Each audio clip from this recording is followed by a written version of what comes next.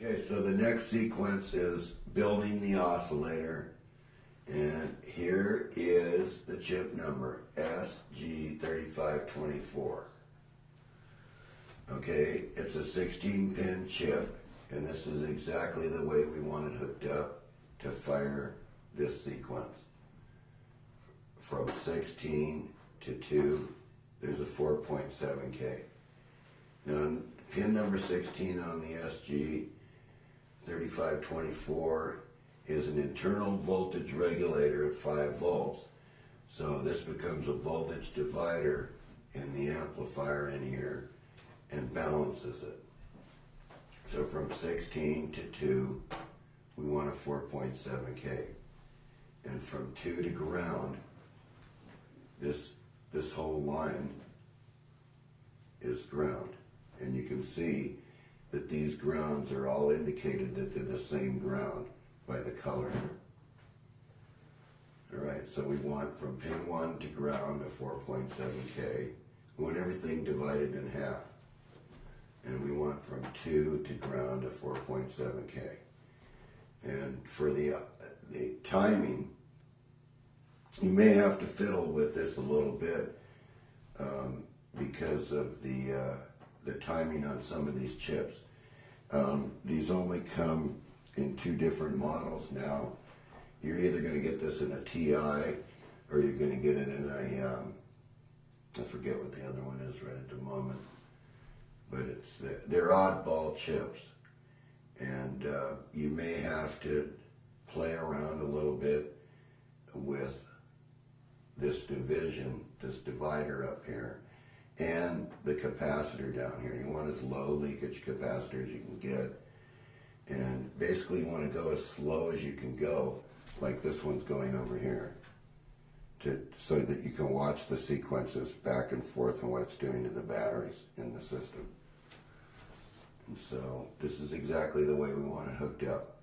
So this one turns on.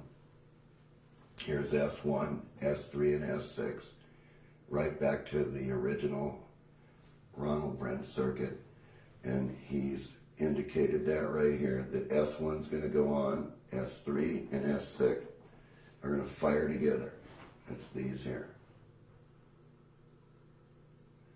Now, we've put 330 ohms up here that are going into these collectors here, because this is our current limit for these LEDs that you're going to use in the optos. These are the optos, these are the pin numbers again.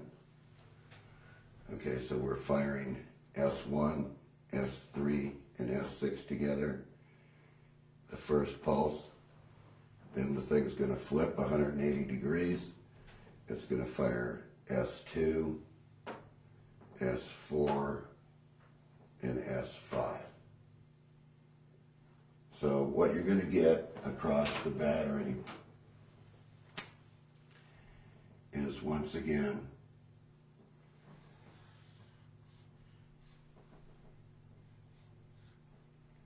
is this rocking wave. It's going to go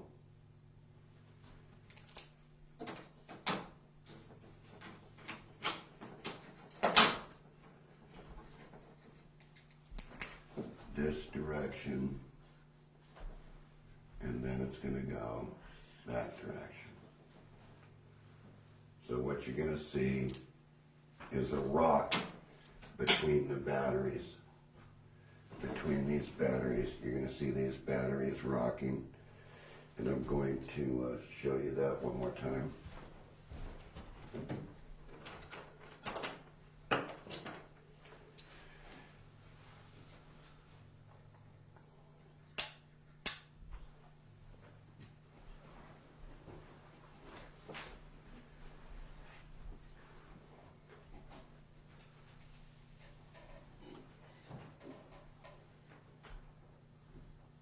You're going to get this rocking motion.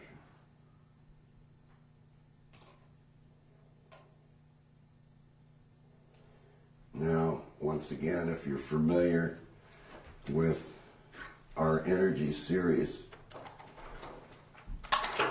once again, what's actually happening is that the battery is being pulse charged backwards and forwards through the load on this sequence. So we can have the difference between the batteries. Once the battery charges, we get the little bit of different potential difference which we can use, which is indicated by the yellow light. And I'm sorry about the radio. Bring the radio back. Let you listen to it one more time. I had to get it out of the way.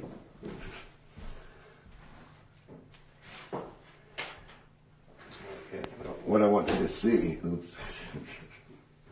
what I want you to see is there's no batteries in the radio.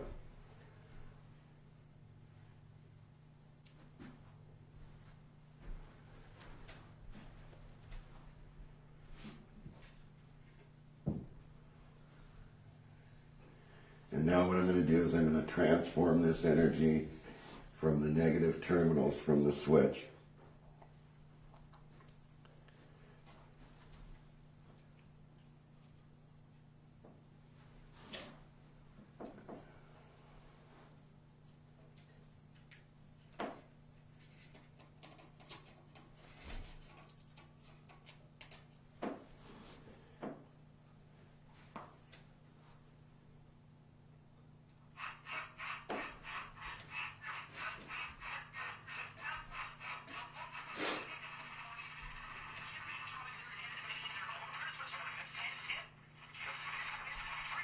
The batteries in there would be pulsing.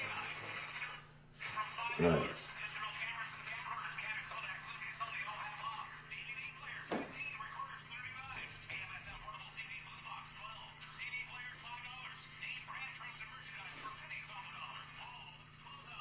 And you can actually, as you get closer to it,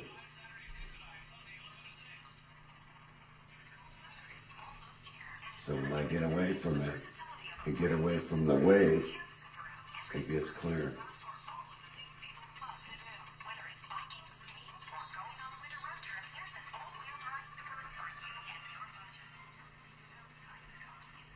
So now that you've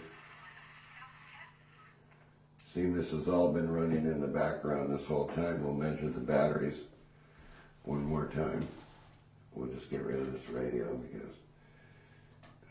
I have clip leads on it and I don't want to short anything out. And you can see it's definitely off. That's what was left in the capacitor, and it's nothing there.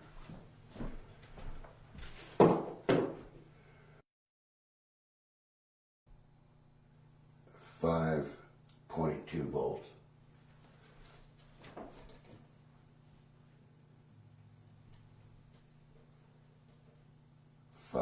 .8 volts.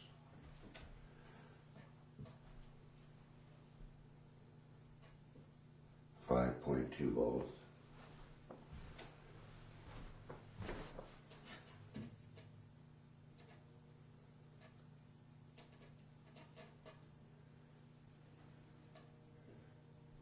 5.8 volts. So they never depleted and they never went down during this whole thing.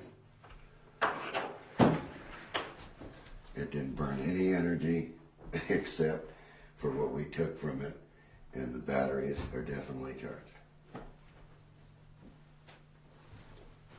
So once again, I think I'm just going to go over this oscillator one more time for you so we get this right. I want you, when you're building this, to use the HD H11D1 octo for this device, to drive the power transistors. The hookup I want on the power transistors, if the power transistor, and I'll indicate the power transistor with this big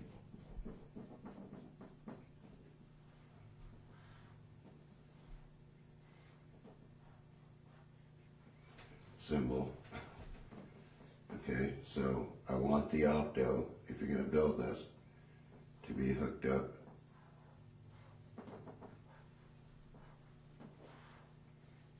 like this. 5, 4, B, E, C. Diode.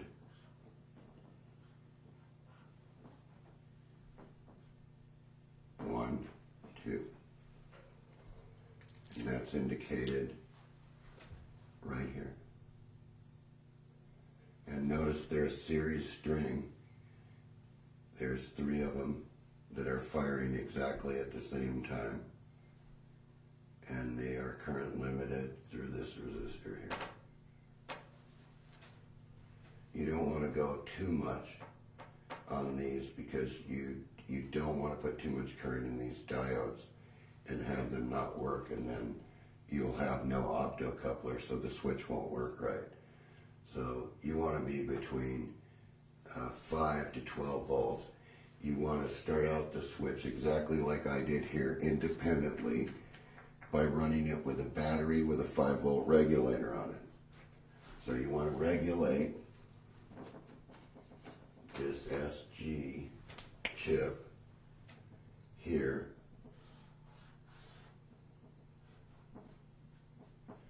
This ground is the same as this ground right here. This would be pin 3, pin 2, pin 1. So you'll come in with 12 volts here. You'll regulate it down to 5. And that's what will run your oscillator. And if you feel that you need a little bit more through all this, then I would take this up to an 8-volt regulator, maximum, right at this point in time when you're first getting this switch to run. We're taking this 12-volt battery, and in the original drawing,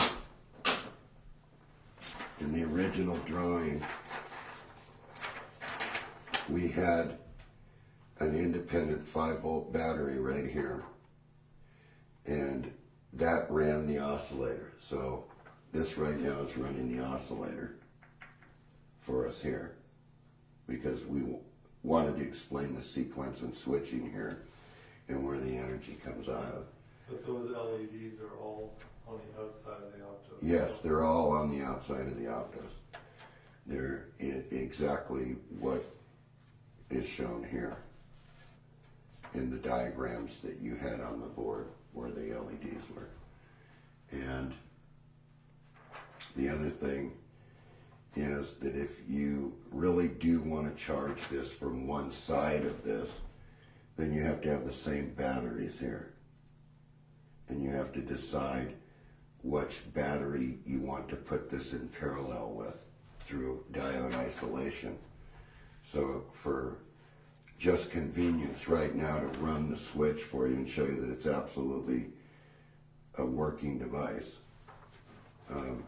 it was easier to hook it up this way. And it's accomplishing its job because it's running all this stuff and these aren't going down. And there are no series resistors in line with these LEDs at all, so they're not current limited. So it's just the negative energy that's running them. And see, this is a rectified negative. This is why this one's showing you a continuous light almost. Just like the radio was pulsing, that's what you're seeing right here, is the frequency. So we'll show you what we did.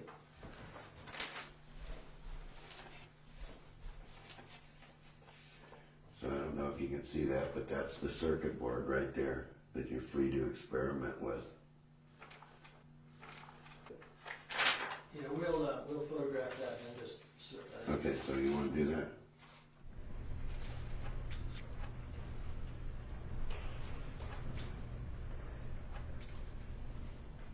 We were talking about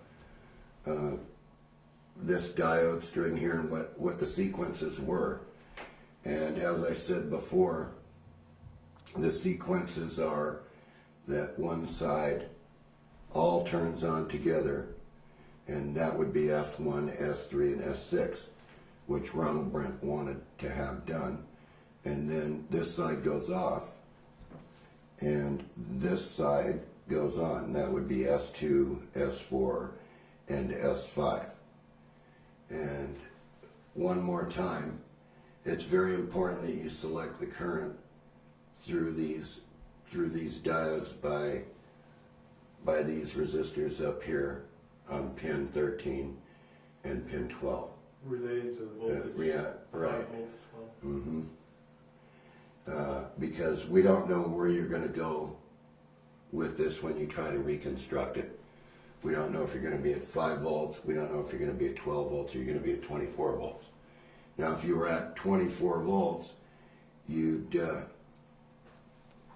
have 2 batteries in series, and then the switch in between the 2 batteries in series. And what I'm going to do now is I'm going to take just a little bit here and go through the diodes and what the diode arrangement is on the battery hookup, so you know where the diodes are.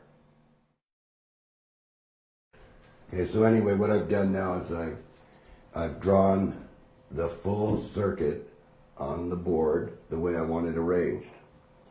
And you'll notice here that I've made a correction from the beginning of the video that we were using a Schottky barrier diode, which is a number SB570, and so I have it right here in all these places. And these are low drop diodes. They're very quick in recovery.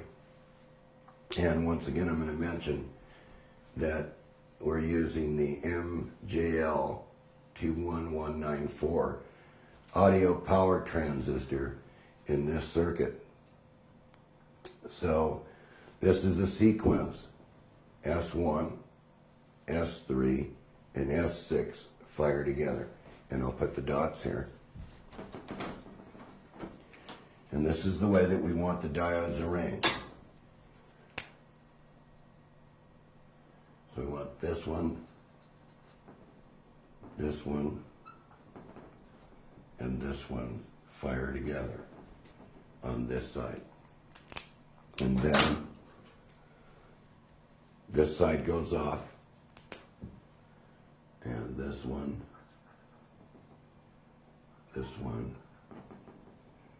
and this one turn on.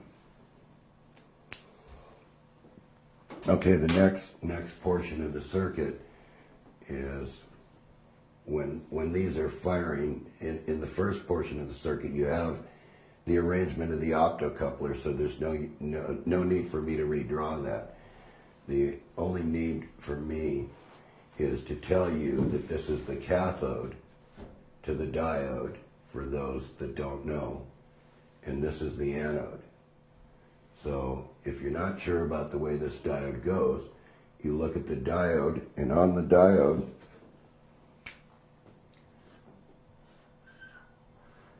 you'll have a band with 2 leads.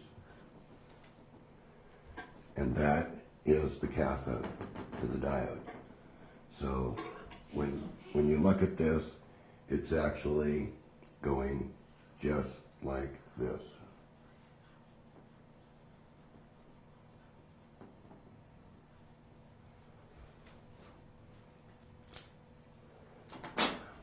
Okay, the next thing is, okay, how do we get the batteries to charge? So let's just imagine that the optocouplers are in, the oscillator's in, because to try to draw that on this board, it gets very complicated, but we have some stills of that, so you'll be able to see that. What happens is we want these diodes here that are negative. These are at the negative, or these here, excuse me. These diodes right here are the negatives. So what we have to do is we have to take this transistor here, and we insert the diode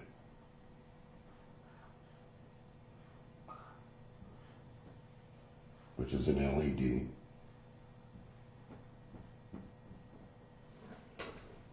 And that diode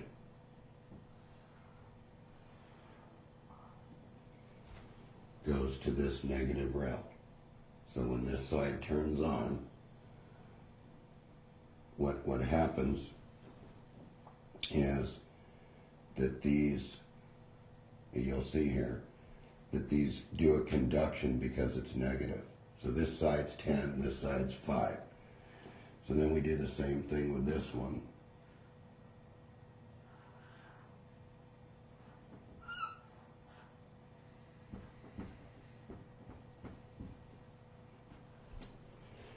And when these are flipping backwards and forwards, in other words, just keep in your mind that what's happening is this becomes an alternating circuit, backwards and forwards, backwards and forwards, backwards and forward. And we take energy from the circuit, we take it from these points,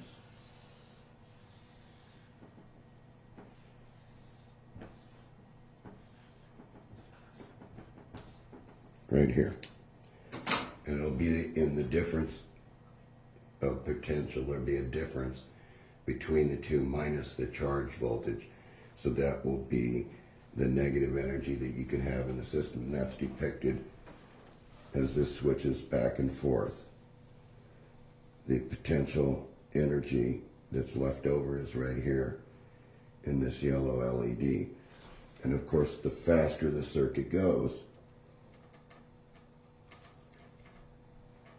the steadier the potential energy is between the switch points. So what I also want to mention is that you only need to run this for a little while, because you want to be able to use the energy. So if you use a little bit of energy from, say, this battery, and use a little bit of energy from this battery, and a little bit of energy from this battery, but running something, right? The batteries are going to lower themselves down, then all you have to do is put this in the charge mode and charge the batteries back up. And so it'll switch back and forth like you see right here. You'll be able to use this energy if you want to run the switch. But you want to pay very close attention, because you don't want the NiCads to overcharge and get hot. That's very important. And you want the correct wires in gauge, 10 gauge or 5 gauge or 3 gauge or whatever you're going to do, or 20 gauge. You got to have this wire diameter is very important, because you want to keep the impedance low to these batteries, because they are a low impedance device. And you start out with an initial charge. So hold on, John. You said the wire size is very important. It is. Depending on what they're going to run. Okay. So what do you recommend they run to start off with? Well, I'm recommending that I'm starting off here with 18 gauge, or this is 20 gauge. Okay. It's 20 gauge, because we're not looking for a lot of power. But if they were using batteries, it'd be /6, and I'll explain that in a minute. Okay. I'll get to that. So it's very important to remember that the wires that you're using can carry the currents that you want to switch between each side. And once again, there is no resistance in here at all on these LEDs. There's no resistors at all. So that's just the energy that it's switching back and forth. And remember that every time it does this and turns the LEDs on, it's using energy in this portion of the circuit. And the Tesla switch was kind of funny, because you can't explain why the batteries stay charged, even though it's using this potential energy in the circuit. And once again, to show you that it's alternating, as I want to cover this so everybody understands that it has to be switched this way.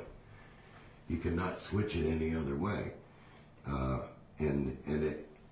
Even in the advancements of this circuit, which are proprietary and protected under our patent number on the potential charger, which is US Patent 6677730.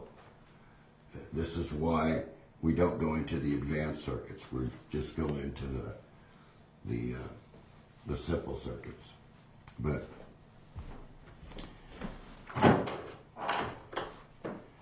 we'll show you this again, that they're alternating.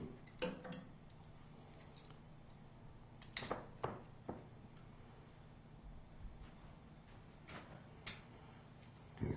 And we'll show you the switching one more time here.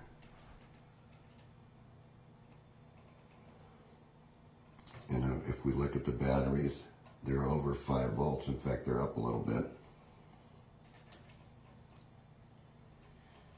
Okay, now you can see that this one's coming down. And that's what they do. They go back and forth and they alternate. And the funny thing about a NiCad battery is if you leave the circuit overnight, NiCads lose a little bit of energy because there's leakages in all batteries. So you have to understand that too, that once you perfect the switch to do exactly what you want to do, you can maintain a low charge mode where you can keep it running. And so for those that have to have the energy to recharge a battery to run the oscillator, then you have to come off a portion of this switch. You have to come off somewhere here. And you have to isolate the oscillator. So your battery is going to be here. And it won't be tied to the ground of the oscillator, but only you have to isolate the charge. So you're going to have to put another switching transistor in here to direct the charge when this turns on to this battery. And then when that's off, the oscillator gets the energy. So you can do it. And we can't go into that portion because it would take way too long to do that. But I think right now what you want to do is you want to run, you can always put a switch and switch 2 batteries here, because when you're dealing in the circuit here, you're not dealing with any negative energy. You're dealing with positive energy. And that positive energy can these could be 2 batteries here and 1 battery here and 2 here and 1 back down here, or it could be 2 here and 1 here. And then you can have a switch which runs the oscillator so that when this battery is depleted, it switches it out of the circuit and charges it up across one of these again. And you can do that in a loop, providing that you don't try to do it with the negative end, because you're not going to be able to mix the 2 energies. There's a difference in the energy. And I'm going to say right now, don't try to clip lead this circuit. If you try to do this with clip leads, you're going to fail at everything you do. I did that and my wires burned out. Who did it? I did that when I was trying to do a 12 volt clip leads. And what happened? Well, the wire gauge was too small too. Right, and what will happen is if these batteries start to get bigger, energy circuits. So excuse me, instead of clip leads, what should one use? Well, it should be on a circuit board, or it should be on a breadboard that's got some pretty stiff wire on it, because you're going to lose a lot here. Solid connections. Right, solid connections, pinpoint connections. So we don't want to see a clip lead running from this collector to the plus of this battery, and a clip lead running from this. You can do this if you want and fail at what you're doing. Or you can do it the correct way and build the circuit like I'm telling you to. Okay? And here's the next thing with the Tesla switch. Do not make any changes because you think it's better, because you're wrong. It's not better. You get the circuit to run exactly the way that I have drawn it on the board. And once you get that running, then you're free as a person to make all the foolish changes you want. And that's just how I have to say that, because I have people call me all the time and say, well, John, I want to be able to use this. Well, no, build the circuit the way that I've shown you how to build the circuit. And then after you get it to operate exactly like it's operating right here, you can make all the changes that you want. So don't think you know anything about this circuit, because for the past 25 years you've done nothing with the circuit. Nobody's built this circuit. It just died out there, and you're all asking, well, we would like to know how to make this. And I'm telling you, here it is. This is the way you make this circuit. You don't change anything until it's operating. Okay, so anyway, what I want to get you to understand, and I'm going to point this out again to you, that when this is going back and forth in a switch, this is AC here. It's not rectified. You cannot run anything except a light bulb here. You can't run your DC circuits with this until it's rectified and filtered out. And what it's going to look like to the rectifier is probably a spike, a switching spike. So you need to transform the negative to a positive energy to run something. That's what I was doing with this radio when I had it hooked up here. I was letting you listen to the switching while it was running the radio, because I wanted to make certain that you understood the energy that was running the radio. So I wanted you to hear it. So everybody's going to say, well, how can we run the oscillator off this device with its own internal battery? Okay, there is one scheme that you can use. You can wait for this to switch, and then you can pick this up with an optocoupler. You can steal a little bit of this, pick it up with an optocoupler, and transfer some of that energy to your battery. So you would wait for this one side to switch, and I think it's actually depicted in this. Thanks. It's actually depicted in this drawing right here, in the original drawing, of how you switch that. So this was your original drawing? Yes, the original drawing, which we'll make available so that they can get ideas from it. We're not saying follow this. We're saying go with the opto switching, because it's a little bit difficult to use all these transformers and get them all phased right. If you don't phase these transformers right, then you get switching that's not right, and then you're going to come back and you're going to say, well, we built the whole thing, but it didn't work. It's because something that you did is wrong. You know, when it's as clear as this on the blackboard and how you do it, you can't make a mistake. This is the way that it's hooked up. You know, if you think, well, maybe I'll go in my junk box and get this diode, and I'll find another junky diode and put it in over here, and another junky diode and put it in over here. It's not going to work. You're not going to get any energy out of this system at all. What's going to happen is this drop's going to be different than this drop, and this drop's going to be different than this drop, and then you're going to write me an email and you're going to say, well, I built it and it didn't work. And I'm going to refer back to the movie and say, it does work, because it's running here. So the other thing that I want to bring up is, it is covered under our U.S. patent on the potential charger. which was for charging batteries. Basically, that's, if you look at the claims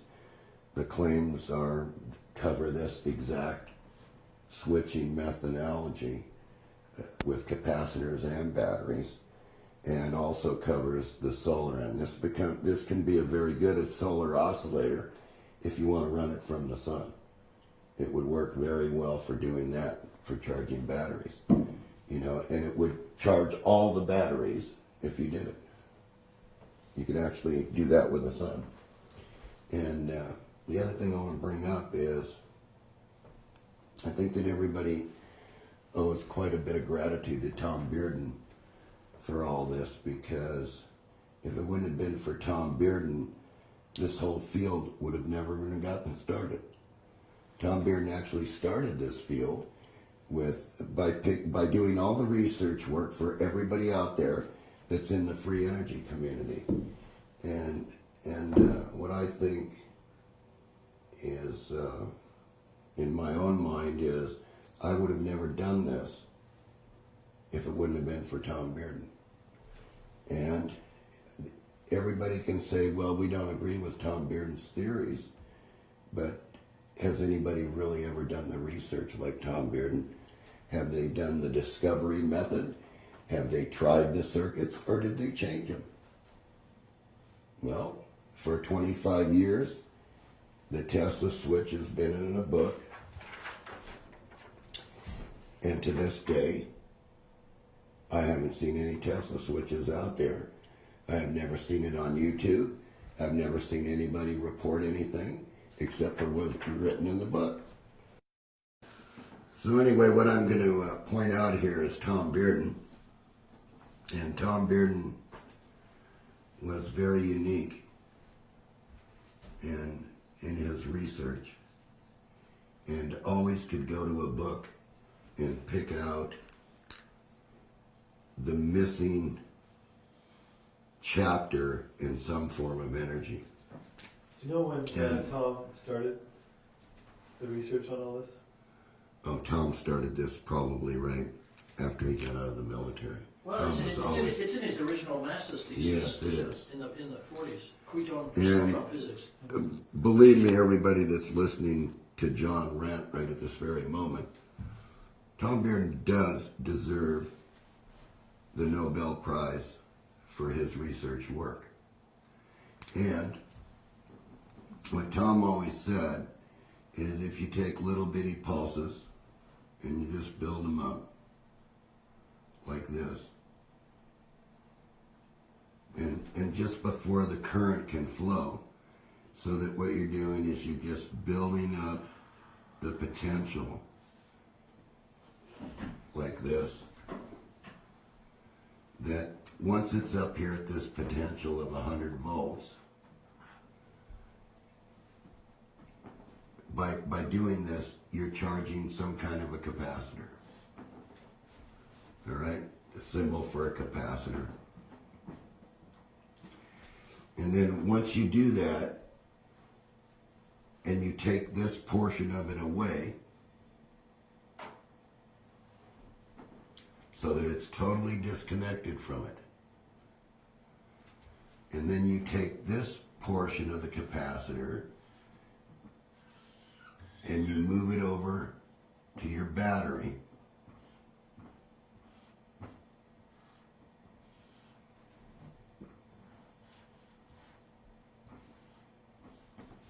with this switch,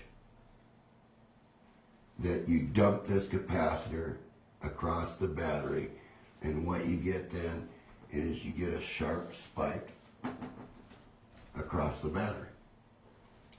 Well, he's tried to point out for years, and nobody took Tom Bearden seriously, that it's this little spike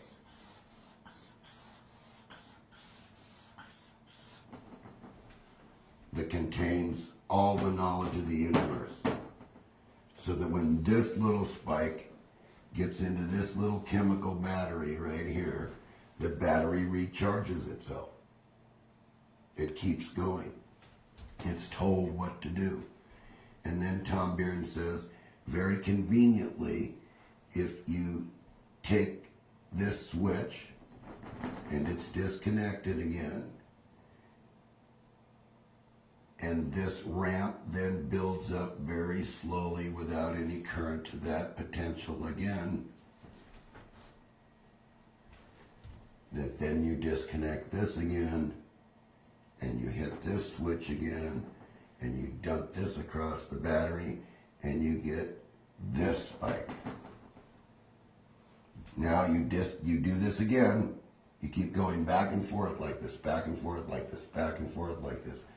Pretty soon, this battery is boiling because it's being charged with a potential charge, which is going, and Tom always used to say, the battery looks like this inside.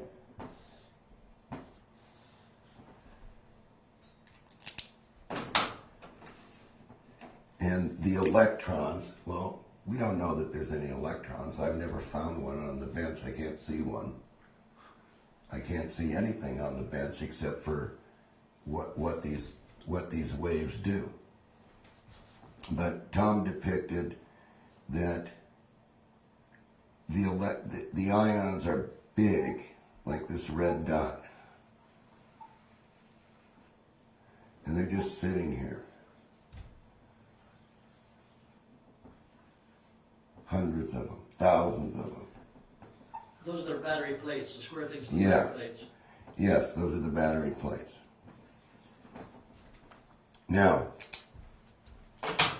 Tom said, you hit this with a potential charge. There's no current involved because as soon as the potential charge hits it, electrons start to pile up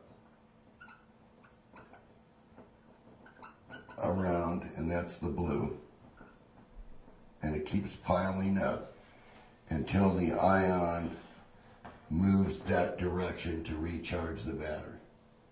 So, if you have all this potential and you have this signal that hits the battery, what keeps happening to the ions is they keep recharging the battery without any force.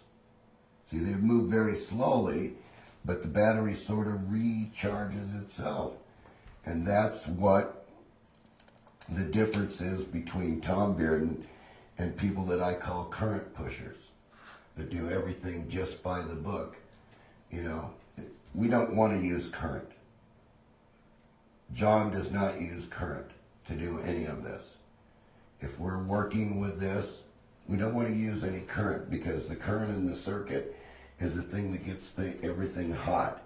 If you come over, and if you just came over here, Pat, and touch one of these devices, you'll see it's colder than the air. Oh yeah, it is.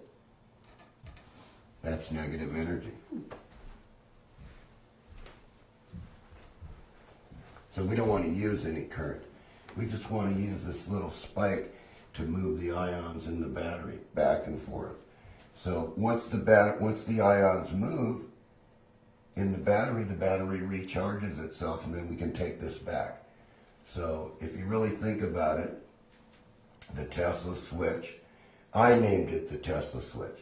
Nobody named it the Tesla switch. John named it the Tesla switch. And Why did you invoke I named it the Tesla switch because Tesla, in all the patents that I've ever read on Tesla, and some unique papers that are mystical on the internet, you know for a fact that Tesla didn't say that, you know, and you know that Tesla always was opposed to anything with current. He always used high potentials. He didn't care about the current.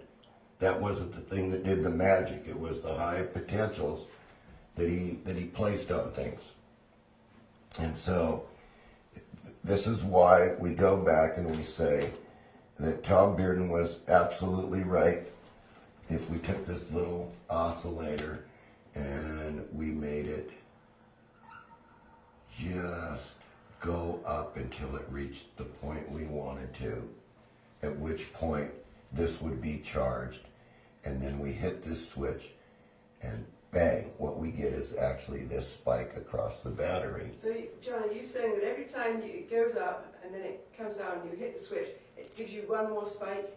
What I'm saying is that Tom's theory was that this was a little oscillator, that before the oscillator actually went through the cycle, that, in other words, it was there. It was right in the picture.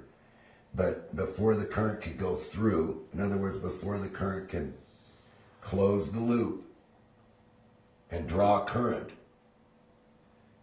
right? It's when it got to this point. It's when it got right to this point where these two arrows are. It shut off. But by the time it got to that point, this was all the way up the scale, so that there was 100 volts on this capacitor. And he called it step charging. Now, when we did the first book with Jim Watson, Tom and I sat at the convention, and I said, Tom, Which convention? the Tesla convention in Colorado Springs, the one where the Watson machine was there, that mysteriously disappeared into oblivion, is probably underground to this day running. So 1984. yeah, that was '84, and in the book I depicted the wave for you,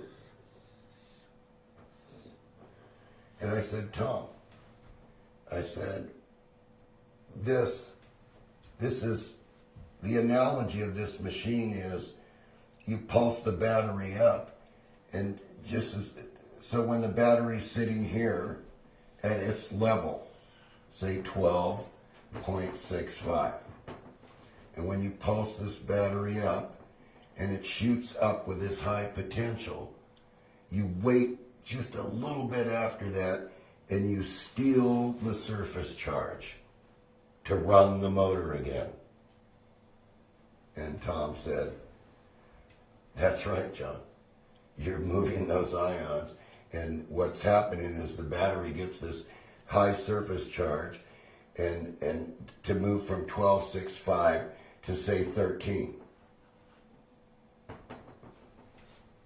And just before it can fall back down to 12.65, you steal the charge and run the motor.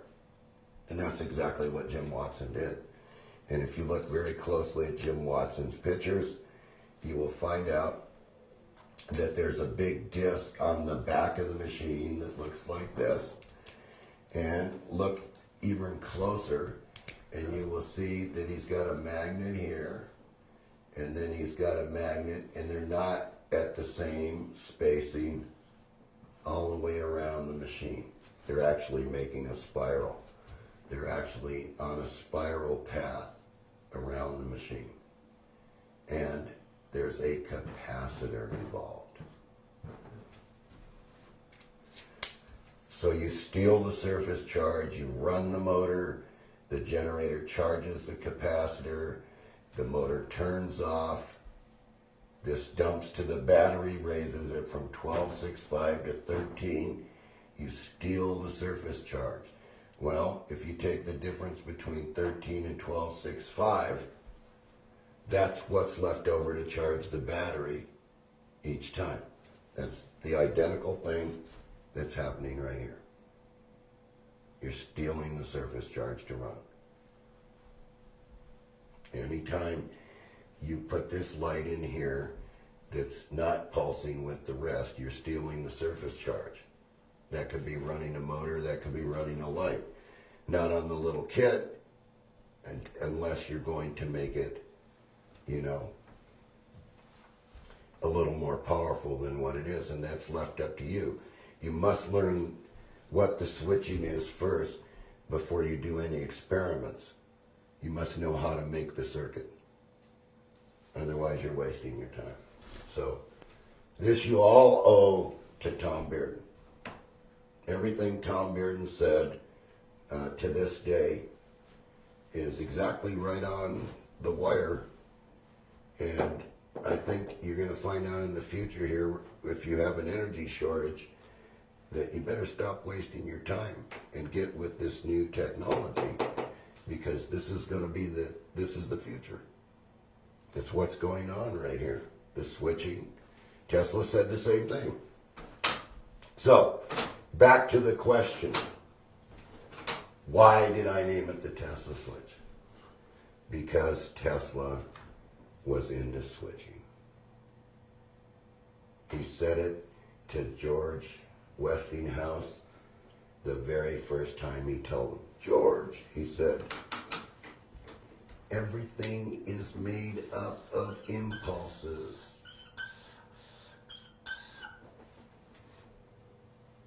Everything. And so, did they listen? I don't think so. Or it was blocked, one or the other. But everything Tesla did was pulsed in the end.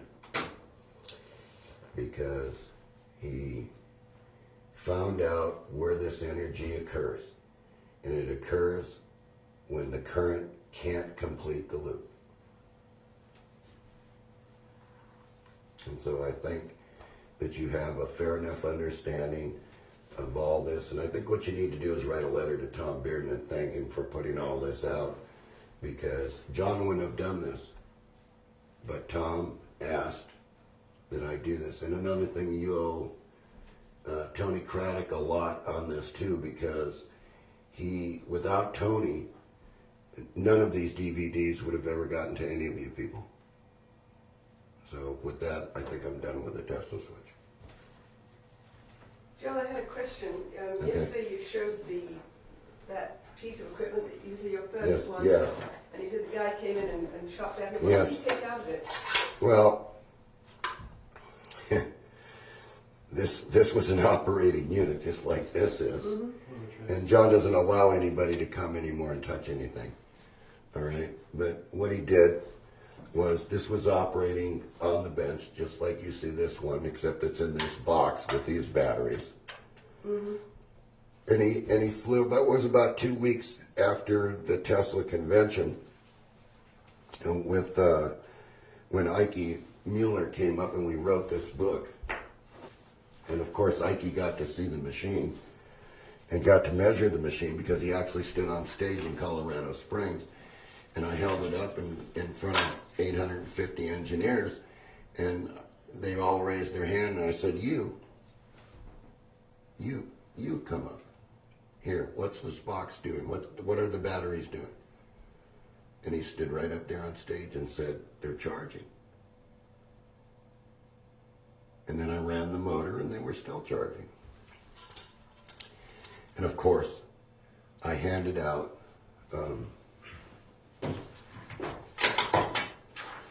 I just freely took my copy machine and made 400 copies of this diagram, and I just passed them around at the convention. And shortly after that, this guy shows up with his scope and everything else, his little digital scope, his little portable digital scope. And he says, I don't believe that works at all. And I said, well, it's right there. I said, just flip the switch, which was here. I just said, turn it on. And of course the motor was plugged into here, or a light, whatever I had in here. And I said, you can turn this right, and the motor will go slower, or the motor will go faster, and you can put your scope and your meter across the batteries like I did there. And I said, you can watch for yourself. I said, you can do that. And I had an employee in the back who needed help, so I just turned my back for a few minutes. And when I came back, he says, see, I told you it doesn't work. And he had the batteries out, and he had cut these wires right because he wanted to insert something, and then he got lost because this was a breadboard. And then the next thing he had a clip between two resistors here, and yeah, I know it's hard to see, I think, Rob, isn't it? He had a clip lead shorting these two out, so he blew the chip out, right? And he packed up his stuff and he says, see, I told you, it doesn't work. And I never allowed anybody to ever come back in to my shop and touch my machines again. Because for some strange reason, if you let people mess with your models, if you do the experiments yourself, it's one thing. And you do it in front of the camera, and just like we're doing right here, you know, you can see that if I pick up this board, there's nothing under the board.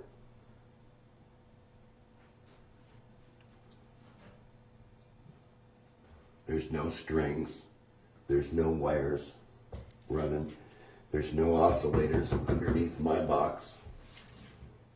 There's nothing. It's just the Tesla switch doing its thing the way it always does. And so the other thing that he did was he cut the one of the driver transformers out because he said that he thought there might have been a battery in here.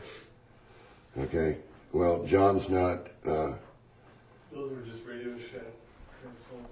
Mm-hmm. John never has cheated in anything, and he's always been right up front with everybody about this. You know, and if you get a good understanding of the Tesla switch, it definitely will power your car if you make it big enough and you get the right devices.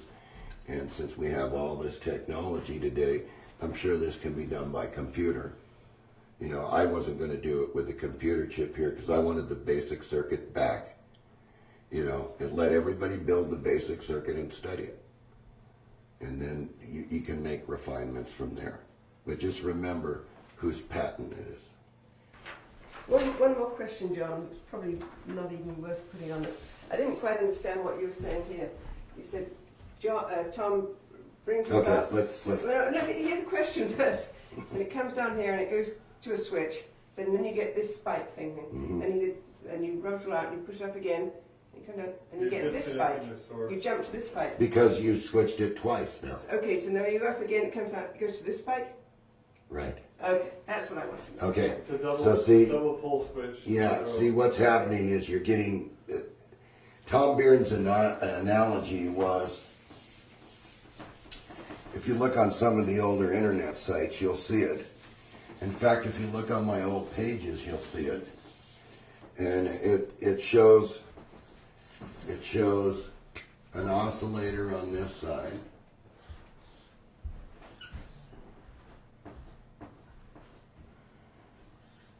And it shows a switch. And it shows a load over here. It shows a switch. And this is the capacitor. So it shows the switch switching this direction and the capacitor charging up to this 100 volts with no current. And then the switch flips, right? And goes across the load, and you have the energy.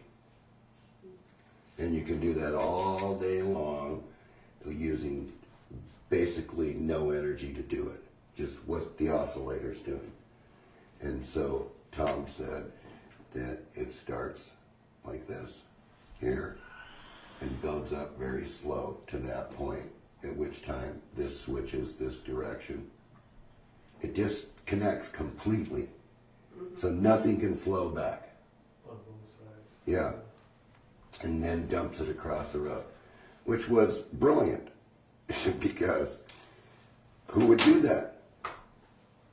Unless, so the people have to understand that Tom Bearden does a lot of research.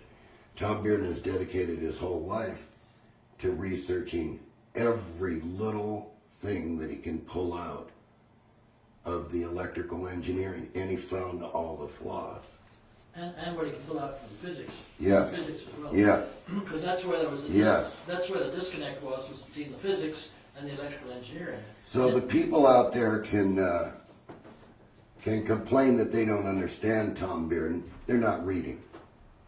They're not doing the research work. They want it handed to them. You got to work. If you want if you want to do something like this, you got to dedicate yourself to doing it. You can't just expect somebody to hand you this. You got to work. You know, you have to understand how many hours go into this thing before you can get this switch to work. You know, how much thinking do you have to do before you lay it out for optocouplers and everything like I did here? You know, you have to know something about the circuit to do it. You can't just have it handed to you and think that you're going to understand it, because you're not going to be able to fix it unless you understand it. And you're not going to be able to use Tom Bearden's information unless you understand it.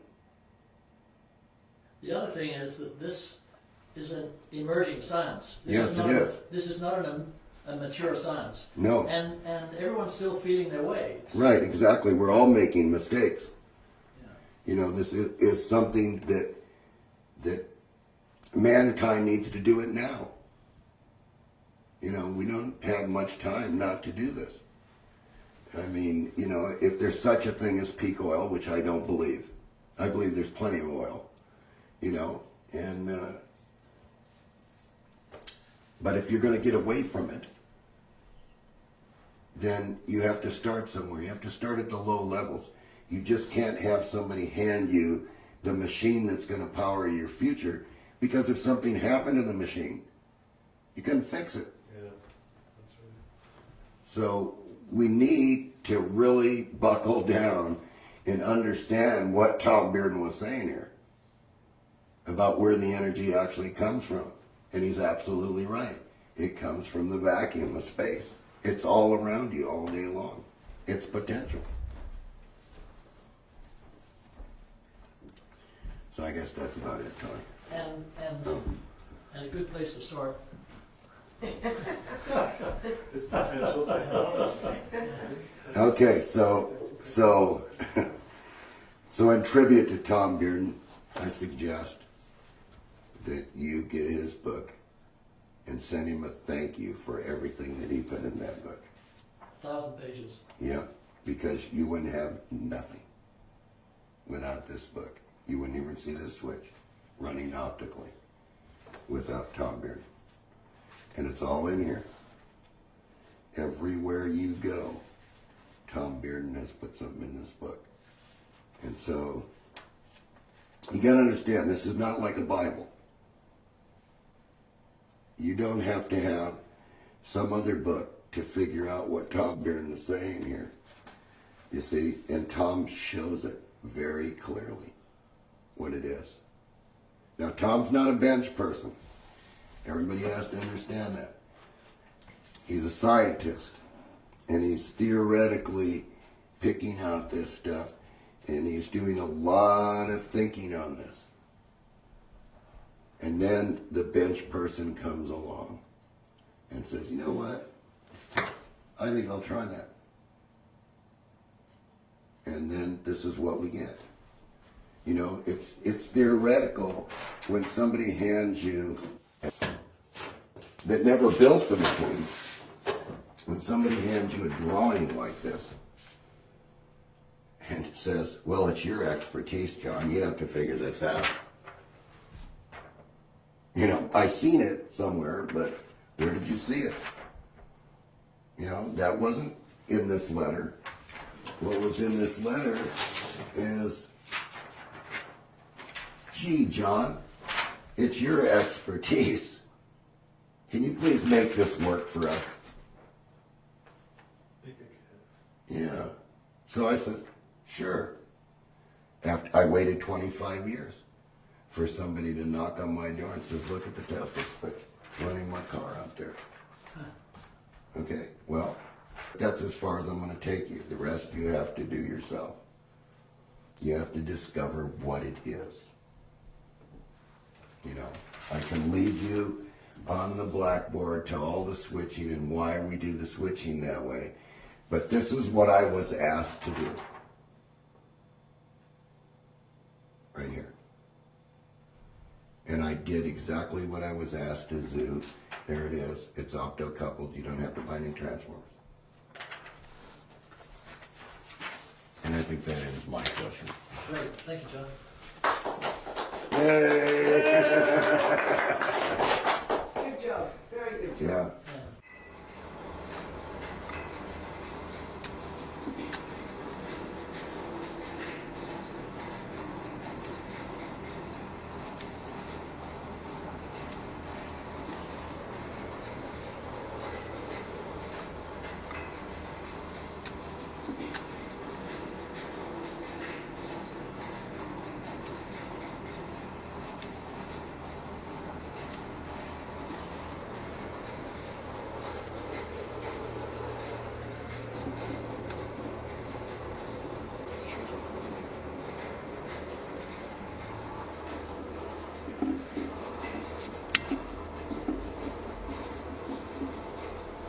I'm going to do a simulation for you for the Tesla switch so you understand one half of the switch. And so I'm going to show it to you on the bench with the simulation with the batteries. And so what I've done is I have fixed these transistors so that they're on with a 100 ohm resistor as if the optocouplers turn them on. And you can see this one's on, this one's on, this one's on. And I'm going to pulse this one with a generator so you can see the direction of the flow through the load and the battery charging. And so once again, the simulation is what has been on my internet pages for close to 25, almost 30 years now. And so we're going to get right to it here. And what I'm going to do is I'm going to show you the pulses. You're going to be able to see the scope, see what's going to the light bulb, and I've turned the frequency down real low so that you can see how this is switching. And then we'll get a shot of the battery. So the battery's at it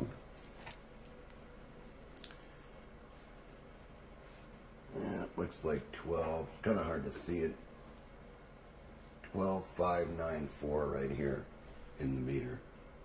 It's not very well lit, so it's going to be a little difficult.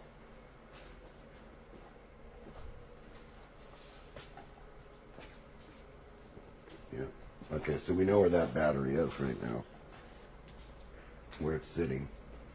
And so what we're going to do is we're going to turn this on. We're going to be using a low frequency around 7 hertz so that you can see the pulses. Okay, and now if we get a shot of the battery, we can see that the battery is raising up and down, up and down, up and down. And you can see that it's not really a straight DC current going to the battery. And so I'll basically show you on the board how this is operating. We've turned this transistor on. This is the positive feed. We could have put, but we didn't because we're just simulating this.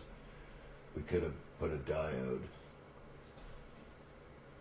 in this line and a diode in this line. Because if you remember, these two negatives are tied together in the switch.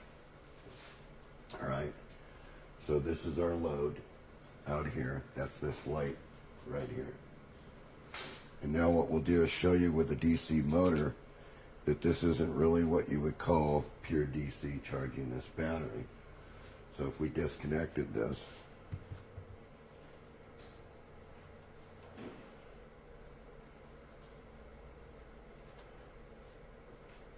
you can see that it's oscillating here. Give it a little push. It might, well, it doesn't look like it wants to go. But you can see how the waves changed here. Yeah. Picking that up.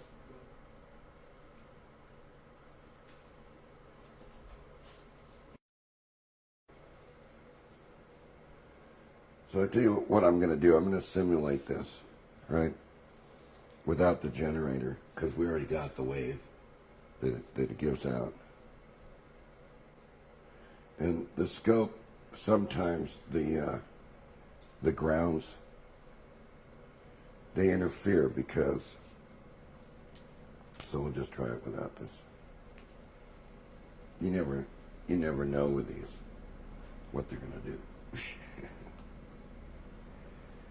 Remember what I said, Tony, about clip leads. Yeah.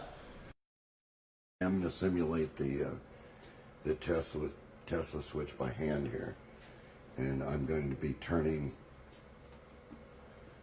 this transistor on. These are already on because they're biased on, so that they make a connection to the battery, so you can see what the differential is between this negative and this negative. So here, we're going to go ahead and simulate that. You want to come over here and get the battery. As I hold this on, I'm going to go ahead and get this here for you. I want you to get the meter of how it's 12658, 12660, 12661, 663, 665. right. So this is simulating 668. as if the switch was on and going real fast. 673, 675, 76. Good.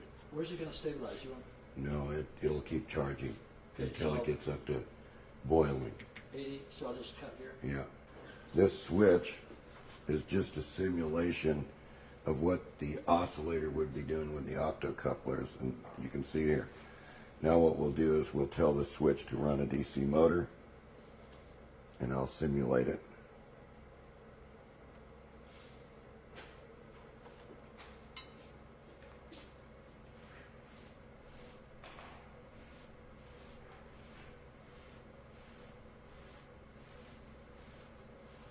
And still, if you come over here and we run the DC motor, you'll see that this battery is still charging through the motor. 12998, 13 flat, 1306. It's already going up there now. Yeah, so it's really going up depending on what the impedance is. Okay, let's run a motor that's much bigger in diameter and much heavier in current draw with these switches. And I'm probably going to have to hold on to this. Okay, now come on over and you can see that this one's quite torquey through the switch. And you can see it's probably really going up there really quick.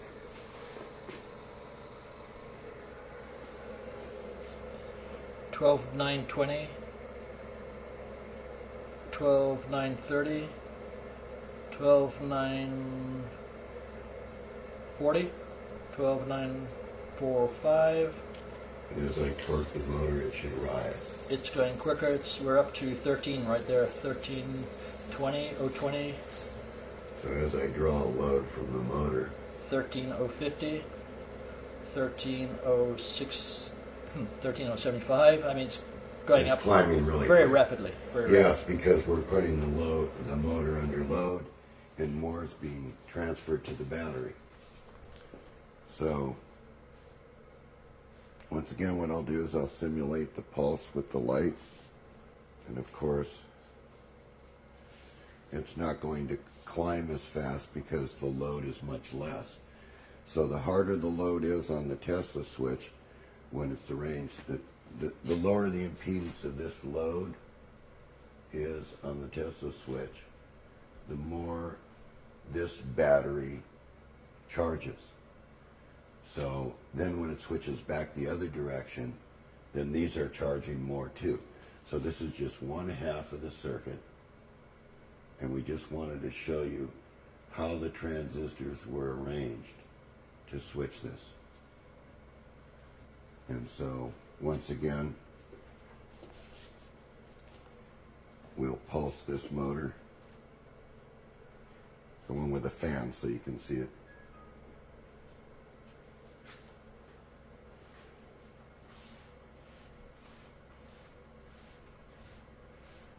And this is what the oscillator would be doing, but the oscillator would be doing this really fast. And so you'd see a steady you would see steady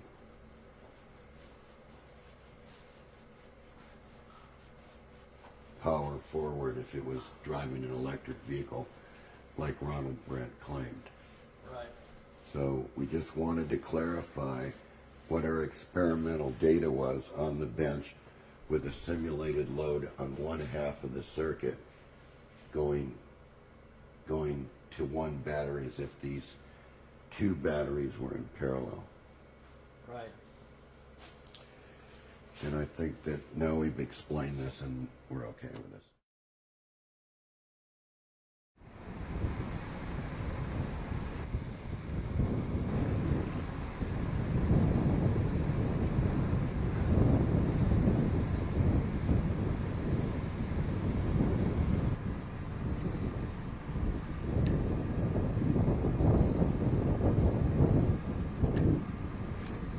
You can see here it's a cold boil.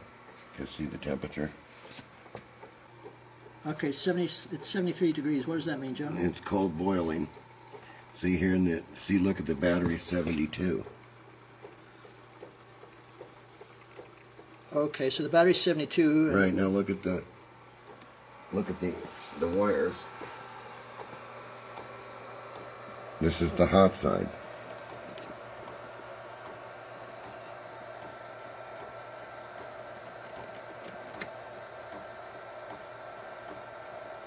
Okay. And see the cold side's in the battery. Because look at the wires. When you get it just right. Yeah, 70, 75, 76, 73. 73. Mm-hmm. See, there's no heat in the wire. Yeah. But there is a gigantic magnetic field. See? What are you showing us here? The current that the switch is putting out under this condition. Okay. So if we look at this, you can see here the max load voltage is 23 volts. See? 25 right in here. So we'll say 25. And 17 amps. So if we take that in pulse, right? 25. Yeah. There's 425 watts in a pulse going in. And if you look at the pulse coming out, it's driving the battery to 16 volts.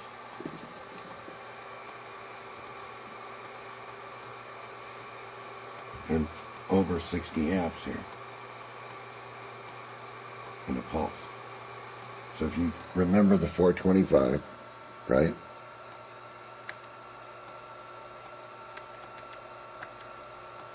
$16 times the 60 is 960, and then divide. There's your COP. What is this? What is the COP? 2.2. Okay. COP of 2.25. So now if we go to a sleep mode, or let's say we're just going to go away, you can see here the gain's going to go up because now we're actually going to put basically nothing in. 25 volts. So we'll just call it 25 times, every once in a while it's going to hit 11 amps, 12, 13, 10. So we'll say around 11 amps. See, because it's not, so we'll just take the mid. So we'll just call it 15. Okay, so it's going to be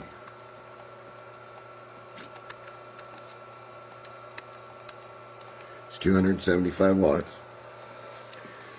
Now it's at 15 volts because it's in a mode to where the pulse is much sharper. So it's 15 max at about 60.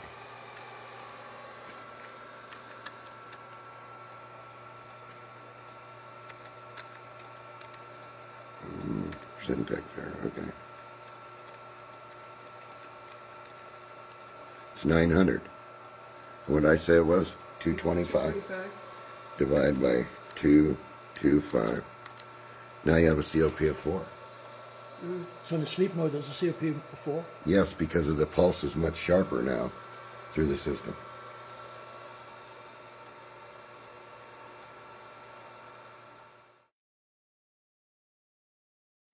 Okay.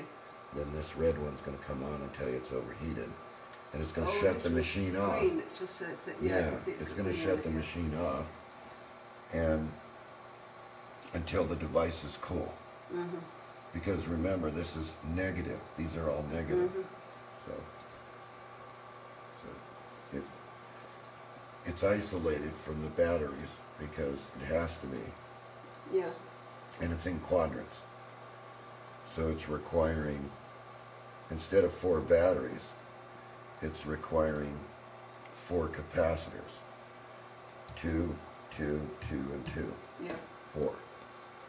And these are all linked together, presumably. They're all linked together through what the Tesla switch normally does. Mm-hmm. You know, by switching the batteries around back and forth, right? Okay. So,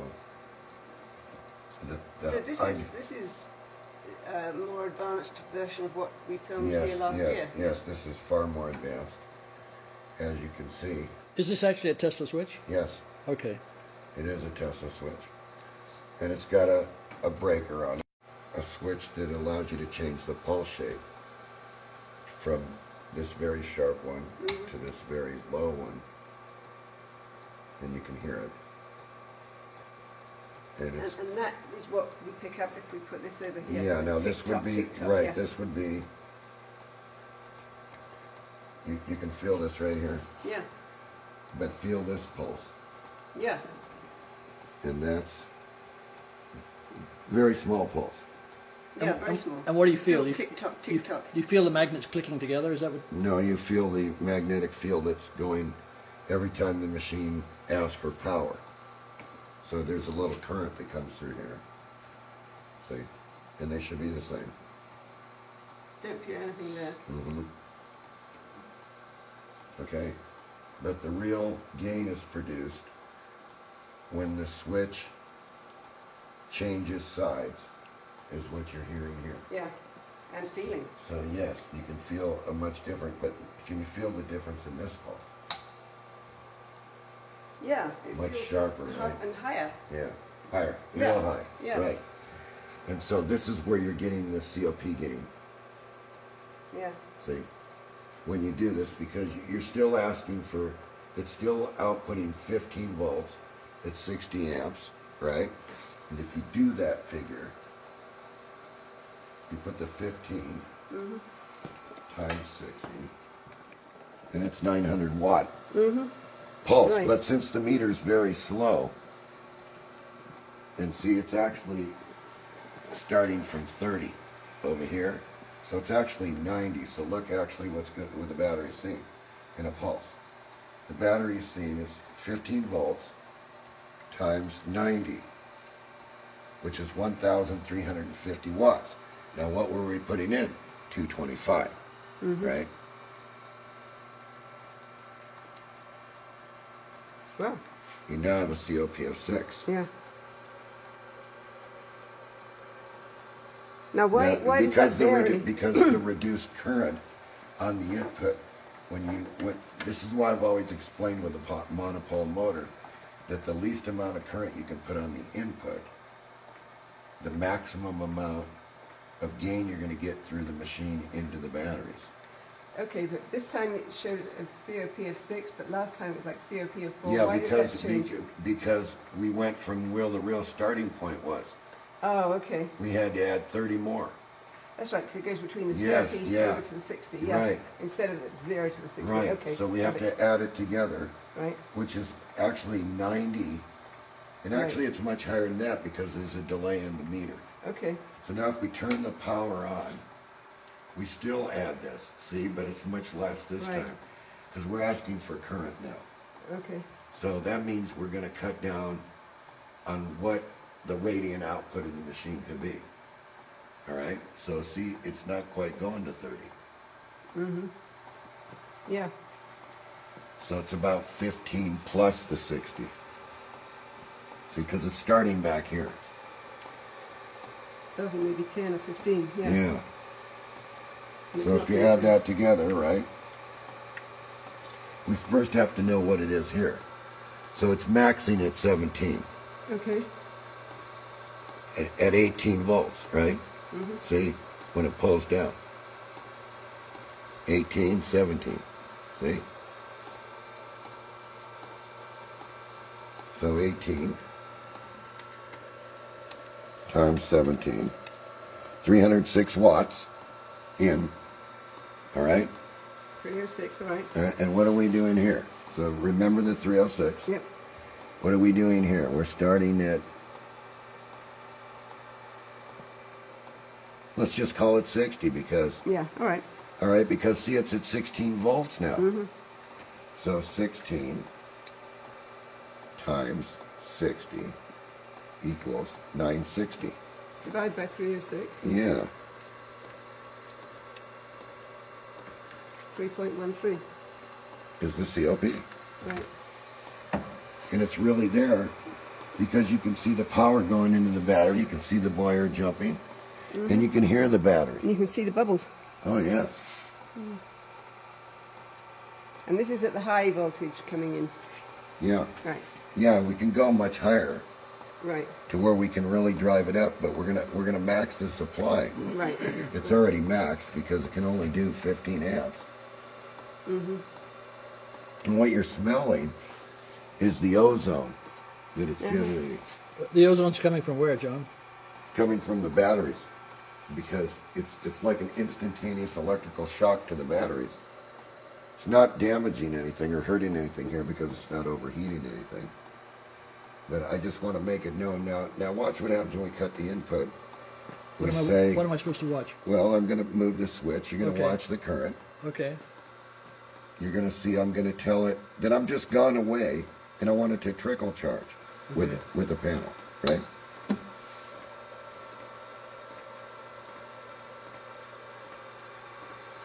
So we're going to get a maximum here, aren't we?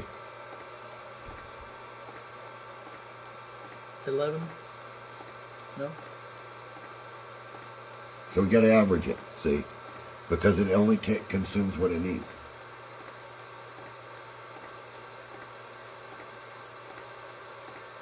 It's about 14. And then the load. 20 volts, right? Yeah, give or take. 280 watts input. Okay. Okay, now we're looking at 15 and 90 because it's starting back here, see? Right. So we clear that. What did I say what that was? 280. Okay. Yeah, so now we're looking at 90 times the 15 is 1,350 watts divided by 280. 280 oh, divided by 280. Okay, so let's do the 1350 yeah. divided by 280.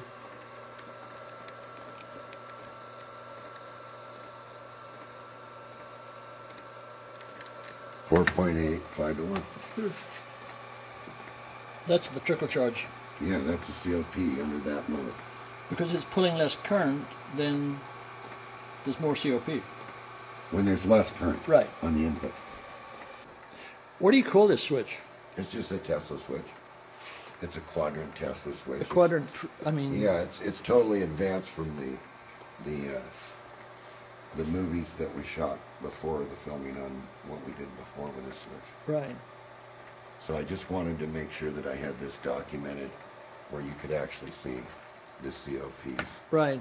and how they were figured on the switch. Okay. And I wanted you to actually get, you know, a look at the cold boil and what the temperature of the cold boil was. Yeah.